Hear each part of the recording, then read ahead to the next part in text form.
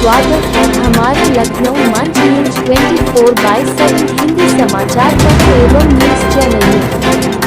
सही खबर, सच्ची खबर। कृपया सब्सक्राइब, लाइक, शेयर, कमेंट जरूर करें। चौबे जी, चंद्रशेखर आज़ाद की जन्मतिथि को लोग बराबर मनाते रहते हैं और उनकी पुण्यतिथि को भी मनाते रहते हैं, लेकिन भारत सरकार द्वारा या राज्य सरकार द्वारा उनकी कोई ऐसी योजनाओं के उनका ना महत्व नहीं दिया जाता। उस पर आप क्या कहना चाहते हैं? आपने बहुत बढ़िया प्रश्न किया।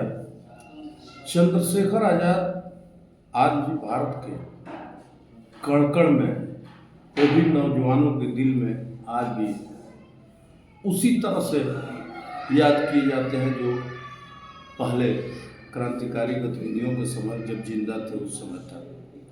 लेकिन भारत सरकार उस महान क्रांतिकारी को, चाहे वो चंद्रशेखर आज़ाद हो या सुभाष चंद्र बोस हो या भगत सिंह हो, उनके नाम उस तरह से नहीं लेती है, उस तरह का सम्मान नहीं दिया जाता है कि जिस तरह का देना चाहिए, जिस तरह का उनका बलिदान और त्याग भारत की आज़ादी में रहा है। वैसे तो आज कम्युनिस्ट के लोग भी भगत सिंह को कहते हैं कि भगत सिंह कम्युनिस्ट थे, लेकिन मैं उन लोगों से पूछना चाहता हूँ कि 1925 में कब कम्युनिस्ट पार्टी का भारत में गठन हुआ, भारत में पैदाइश हुई, और 1928 में चंद्रशेखर आज़ाद के नेतृत्व में भगत सिंह शहीद थे। हिंदुस्तान रिपब्लिकन सोसाइटी आर्मी का गठन हुआ कोटला मैदान में। तो अगर ये कम्युनिस्ट थे तो इनको अलग पार्टी बनाने की क्या आवश्यकता थी? दूसरी बात यह है कि एक दूसरे का विचारधारा लोग जानने का प्रयास करते हैं, इसका मतलब ये नहीं कि वो उस पार्टी के हैं। तो सबसे बड़ा तो झूठ ये फैलाया गया कि भगत सिंह वगैरह ये जो है कम्युनिस्ट मानते हैं। कम्युनिस्ट कभी वो न थे और न कम्युनिस्ट बनने का प्रयास किया। हाँ, कम्युनिस्ट को जानने का प्रयास जरूर किया होगा। क्यों कि जिस समय इन लोग क्रांतिकारी गतिविधियाँ थी, उस समय ऐसी स्थिति नहीं थी कि ये जो है वियतनाम से लेकर के रूस जाकर के कम्युनिस्ट पार्टी का अध्ययन करें। हाँ, इन्होंने सोशलिज्म की बात की थी, लेकिन सोशलिज्म क्या है उसके विषय में उतना इन लोगों को तर्क नहीं था जिसका कि जानने का प्रयास किया था। आज उसके आधार पर आप ये नहीं कह सकते थे कि भगत सिंह चाहे चंद्रशेखर आज़ाद जो है कम्युनिस्ट विचारधारा का थे। कभी ये कम्युनिस्ट विचारधारा का नहीं थे, इन लोगों का स्वतः विचारधारा था। और कम्युनिस्ट विचारधारा में एक चीज़ और बताना चाहता हूँ कि जिसके अंदर राष्ट्रीयता और देश की प्राथमिकता नहीं होती है, और चंद्रशेखर आज़ाद और भगत सिंह के अंदर राष्ट्रवाद था और देशभक्ति थी। इसलिए मैं प्रमाण के साथ कह सकता हूँ कि भगत सिंह भी कम्युनिस्ट नहीं थे और चंद्रशेखर जो है वो तो सनातनी थे ही, हमेशा जो है भारतीय संस्कृति की बात करते थे।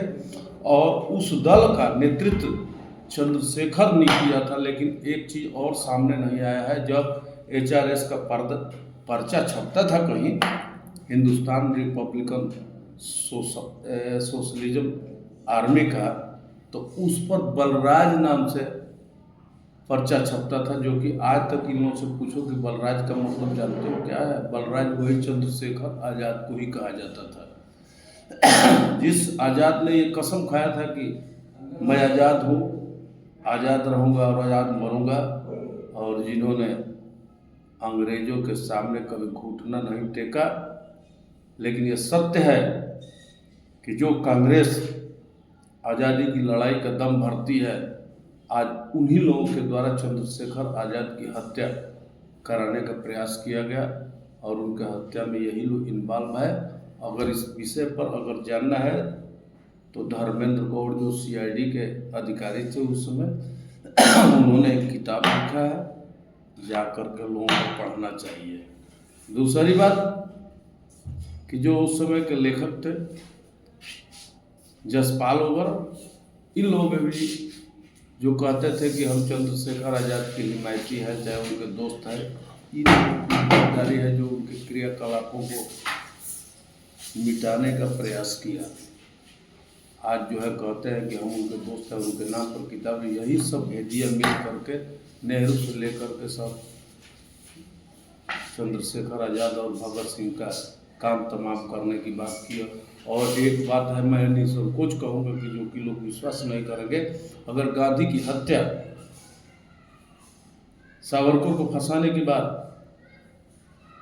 और नाथूराम गोडसे को फांसी दिलवाने की बात अगर है, तो इसमें 100% नेहरू और लॉर्ड माउंटबेटन की देन है, जिन्होंने एक साजिश के तहत गांधी की हत्या, सावरकर को फंसाने का कुचक और नाथूराम गोडसे को फांसी दिलवाने का कार्य किया था।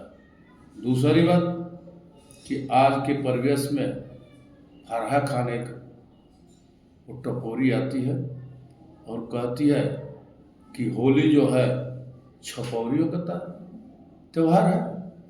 अगर उनसे पूछा जाए कि हालाला क्यों औलाद, तुम किस बेस से कहते हो कि छपौरियों का, हमारे भारतीय संस्कृति और सनातन पर इस तरह का अत्याचार और इस तरह का आक्षेप लगाने वाली, जो कि होली की तरह पवित्र त्यौहार है, तुम अपने त्योहारों के ऊपर क्यों नहीं बोलती हो? तुम अपने रस्मों के ऊपर क्यों नहीं बोलती हो? अगर यही बात है तो बकरीद के ऊपर बोल के बताओ कि वो क्या है। क्या कह दिया जाए कि वो कसाईयों की त्यौहार है? तो कहने का तात्पर्य ये है कि अब सनातन तुम्हारे अनर्गल बातों को बर्दाश्त नहीं करेगा। अगर तुम लोगों ने हमारे पवित्र भारतीय संस्कार संस्कृति पर अगर आरोप लगाया, तो भारत एक किसी दूसरे मोड़ पर जा रहा है। इसकी ताकत को अभी तुम पहचान नहीं पाई।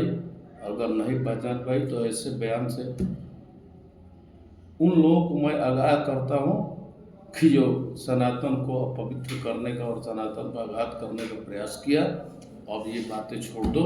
सनातन अपने रास्ते पर जा रहा है और पूरा वैश्विक स्तर पर सनातन के प्रभुत्व को लोग स्वीकार कर चुके हैं। इस स्थिति में चाहे होली हो या आपका रमजान हो, खुशी से मनाओ। हम भारतवासी सभी का आदर करते हैं, कदर करते हैं, लेकिन अगर हमारे त्योहारों के ऊपर अगर कोई उंगली उठाएगा तो अब बर्दाश्त नहीं होगा। इन्हीं शब्दों के साथ मैं अपने वाणी को विराम करता हूँ। जय हिंद, जय भारत। और होली रमजान सब अच्छे से मनाओ। ये भारत की देन है कि विविधता में एकता, हम इसको स्वीकार करते हैं, लेकिन इसके आगे जो है अगर आप जो है हिंदुत्व पर और इस तरह का कीचड़ उछालोगे तो बर्दाश्त नहीं होगा।